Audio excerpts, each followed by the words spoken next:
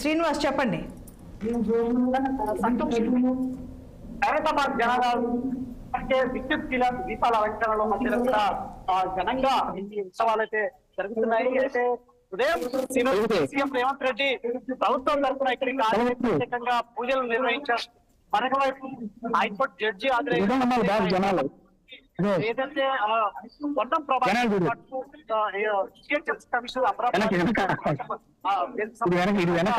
దర్శనం చేసుకున్నారు. అయితే ఇప్పటికే అన్ని ఏర్పాట్లు చేశారు. పెద్ద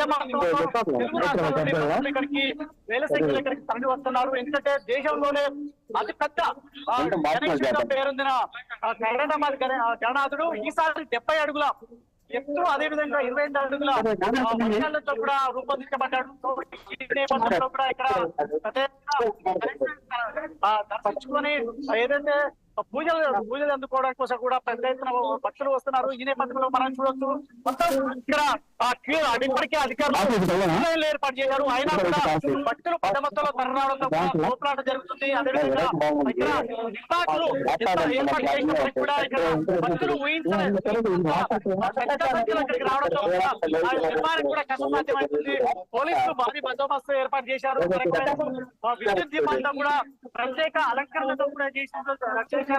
అయితే హైదరాబాద్ గణనాథుడు 1954లో మొదటి ఒక అడుగుతో మొదలయ్యి ఈ 70 ఏళ్లు పూర్తవుతున్న సందర్భంగా 70 అడుగుల ఎత్తులో కూడా రూపొందించబడ్డాడు. మొత్తం శిల్పులు 150 మంది కళాకారులు దీనికి సంబంధించి ఏదైతే రూపొందించారో 66 రోజులు కష్టపడి రూపొందించారు. అయితే మొత్తం సప్తముఖ గణనాథుడిగా ఇక్కడ వెలుగొందుతున్నాడు. విష్ణు, బ్రహ్మ, అదేవిధంగా మహేశ్వరుడు, అదేవిధంగా గణనాథుడు ఏదైతే రూపొందుతున్న పరిస్థితి ఉదయం నుండి భారీగా ఇక్కడికి భక్తులు చేరుకొని ప్రత్యేకంగా దర్శించుకోవడానికి కూడా పోటీ పడుతున్న పరిస్థితి.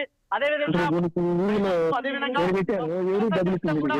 ఏదైతే ఈ లెక్క చేయకుండా కూడా ఇటు తెలుగు రాష్ట్రాలు ఉమ్మడి తెలుగు రాష్ట్రాలతో పాటు ఇటు పక్కన ఇతర నుంచి కూడా ఇక్కడికి భక్తులు తరలి వస్తున్నారు. మనం మనం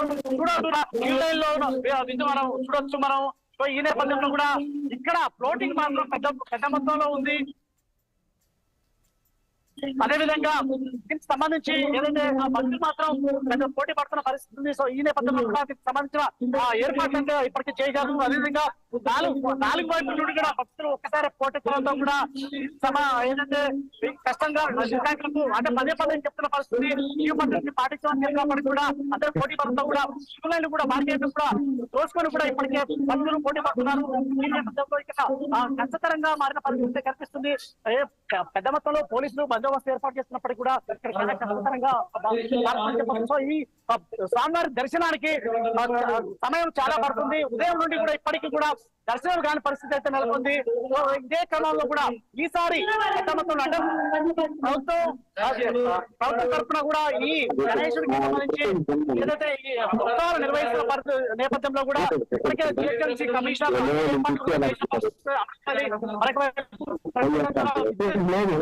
అలంకరించారు.